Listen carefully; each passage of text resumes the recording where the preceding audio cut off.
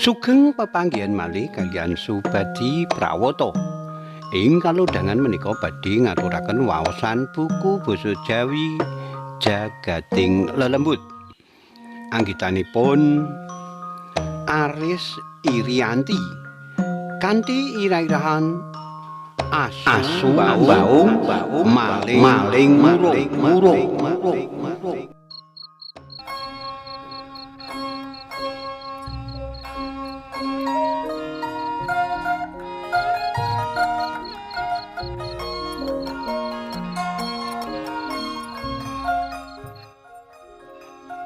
Wengi ngepasi malem jemuah kliwon.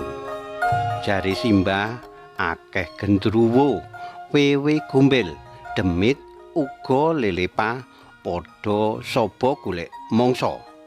Mulane akeh kang padha milih ndekem neng omah.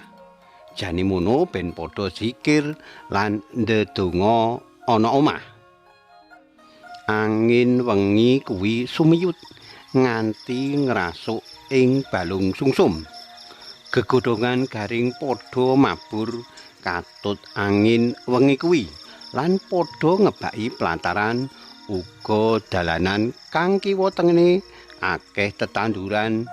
Ing mangsa ketiga bledug uga melu payu angin.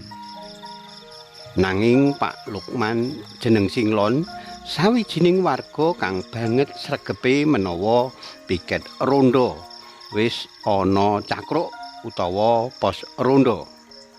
Nabuh kentungan bola-bali supaya kang piket rondo padha mara menyang cakruk diterusake mubeng bareng njupuki jimpitan. Nanging bola-bali ditabuh kentongane babar blas. Ora ana kang jedul siji-sijia. Pak Lukman uga wis ngelingake via WA nanging padha durung dibuka.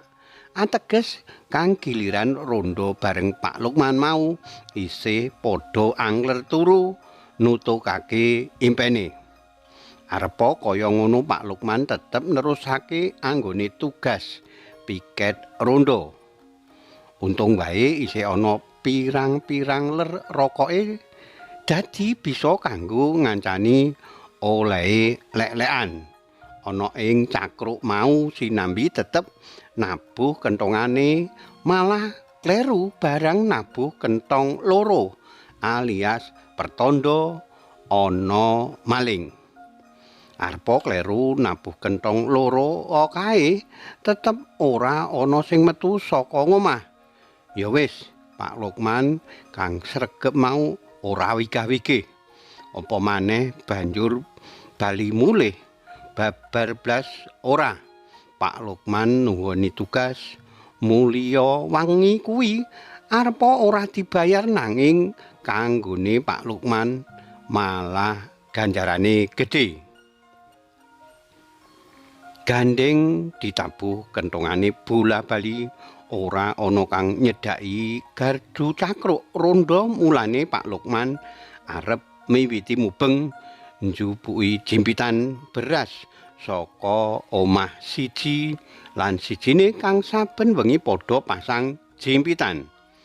Dijupuki bisa kanggo kas RT. Amarga saben wengine bisa nyandak 3 kilo. Sok kurang tergantung ana sing lali masangi jimpitan apa ora. Nanging sadurunge mubeng kampung keprungu asu njegok utawa asu mbaung. Ora wis-wis uga ora leren-leren kang keprungu arahe saka pojokan kampung. Asu mbaung mau jarine Mbah Kakung pertanda ana wong ala kang arep nyatroni omah utawa ana maling utawa ana wong kang arep nglakoni ala lan ora becik. Amarga asu mau luwih peka tinimbangane manungsa. Mula banget kagete nalika Pak Lukman arep miwiti mubeng kampung jupuki jimpitan. Ujug-ujug keprungu uga ana priya kang nyedhaki Pak Lukman karo mlayu menyang Cakruk. Sawise ditakoni ngalor ngidul dheweke banjur bloko. Jane mono arep nyatroni daleme Pak Kasmuni kang lagi kosong ditinggal tindakan menyang luar kota. Sejene wedi dijegoki asu, bola bali priya mau uga kaya weruh gendruwo kang ana pojokan teras daleme Pak Kasmuni mau. Diceritani kaya ngono kuwi Pak Lukman banjur cerita menawa pokal utawa kelakuan kang ala mau asu uga gendruwo wae padha ngerti lan weruh pokalmu kuwi.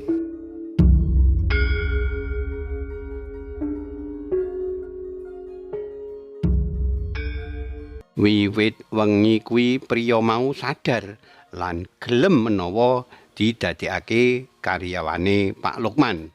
Ngurusi ayam petelure uga ngerjiki teleke sing digawe rabuk kanggo tanduran, sayuran lan polo wijane. Pak Lukman kang pancen lagi butuh tenaga. Priya mau nyanggupi kang ditawakake Pak Lukman.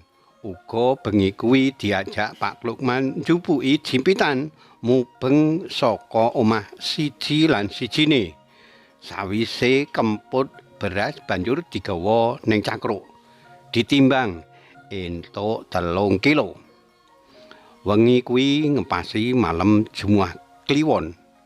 Rikala Pak Lukman piket tugas negara rondo dhewekan ana kedadian aneh kang bisa nyadarake priya kuwi kang hobine maling dadi urip kang prasaja ora neka-neka apa maneh pengin bandane liya. Kabeh mau amarga priya mau weruh gendruwo ana ing pojokan emperan daleme Pak Kasmuni kang lagi kosong. Sejene kuwi uga priya mau krungu asu mbaung ora uwis-uwis kang ana ing pojokan kampung. Karipta dening Aris Iriyanti. Cariyos menika kapetik saking kalawarti basa Jawa Jaka Lodang nomor 3 tanggal 21 Juni 2000 selangkung ing Ngayogyakarta. Matur nuwun awit kawigatosanipun saged pepanggihan malih wonten ing cariyos-cariyos sanesipun. Matur nuwun. Matur nuwun. Nuwun.